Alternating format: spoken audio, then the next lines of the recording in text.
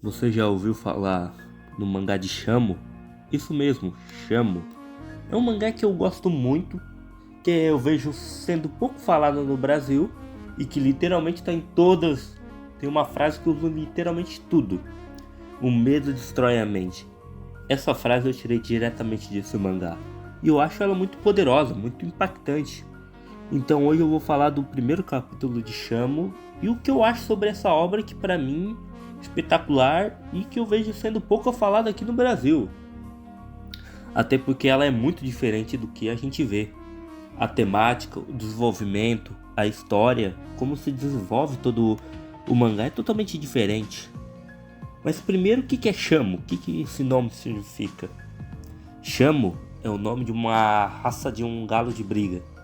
Sim, é um galo, é a raça de um galo. Então, faz todo sentido, né? Com a temática de artes marciais, esse nome Shamo, já que é um galo.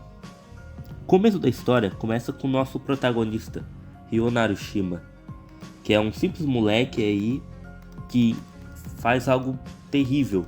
A gente vê nos primeiros capítulos o que ele fez.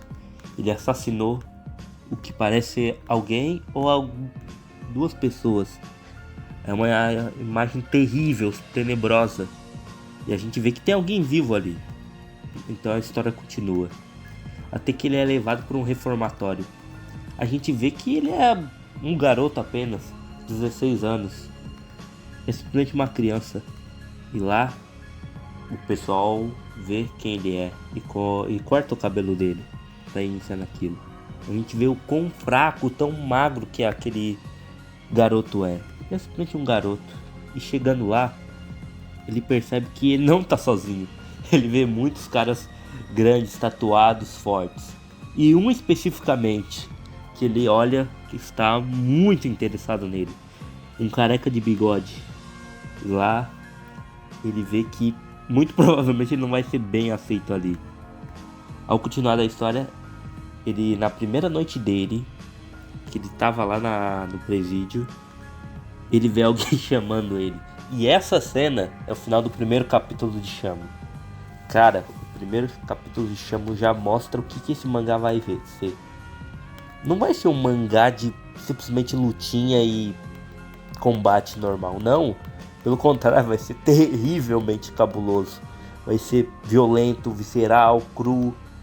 E pra mim, o destaque da obra é o protagonista, Ryo Narushima. Essa história desse personagem é simplesmente espetacular, diferente de tudo que eu já vi. Muito porque a maioria dos animes e das histórias é sobre crescimento, é sobre alguém evoluindo na vida, certo? É sobre um herói querendo evoluir na vida, querendo se tornar alguém melhor. Mas aqui é totalmente o contrário, a gente vê alguém se tornando pior a cada dia. Alguém violando, quebrando regras, se aprofundando, tendo mais arrependimentos, fazendo tudo que é mais negativo e mais prejudicial. Essa é a história do nosso protagonista. E como eu já vi, é uma história sobre decadência, sobre tristeza, arrependimento. Vai ter partes, cara, que tu não consegue entender por que o protagonista fez aquilo. É uma violência tão cru, tão forte, sabe? Que tu fica se perguntando, cara, esse é o cara mesmo que eu quero acompanhar. E com o tempo, partindo agora pro segundo capítulo, ele é chamado para um quarto, onde é que ele vê outro dos seus colegas que tinha vindo com ele sendo violentado, sendo abusado já.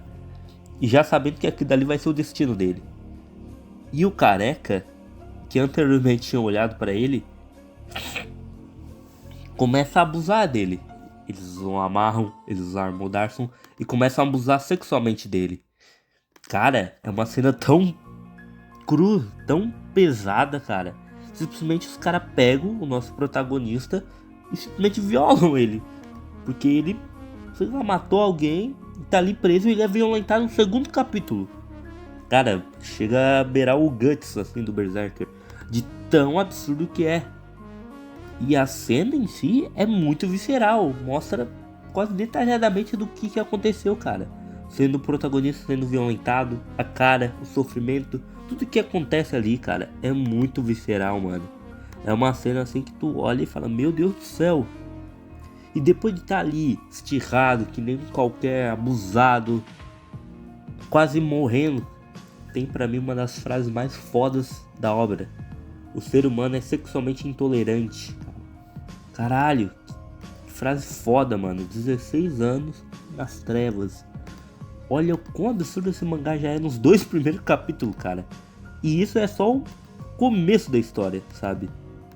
No terceiro capítulo, a gente vê um pouco mais da história dos abusos que nosso protagonista vem sofrendo, o tanto que ele vai ser maltratado ali, o tanto que os guardas são literalmente complacentes com aquilo, sabe? Então, em seguida, de novo, o mesmo cara quer abusar de novo no nosso protagonista. E lá, ele é abusado a fazer um ato também não muito bom, simplesmente arranca um membro do outro cara. O cara morde o membro do outro cara, mano. Cara, que cena foda, mano. Caralho, que dali é muito chocante, porque a cena, tudo como é feita, é simplesmente um absurdo essa cena. É isso que eu tô querendo mostrar pra vocês, pessoal. O quão violentamente esse mangá é. O quão impactante, o quão cru e visceral esse mangá. Literalmente, nos 3 primeiros capítulos iniciais, a gente tem o protagonista sendo abusado, o protagonista literalmente arrancando um membro de um outro.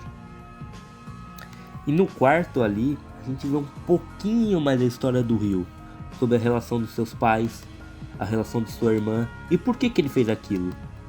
Por que ele fez aquilo? Porque ele foi abusado mentalmente, teve um colapso mental tão absurdo que decidiu acabar com aquilo. E como? Matando seus pais. Cara, é uma cena tão visceral, tão brutal.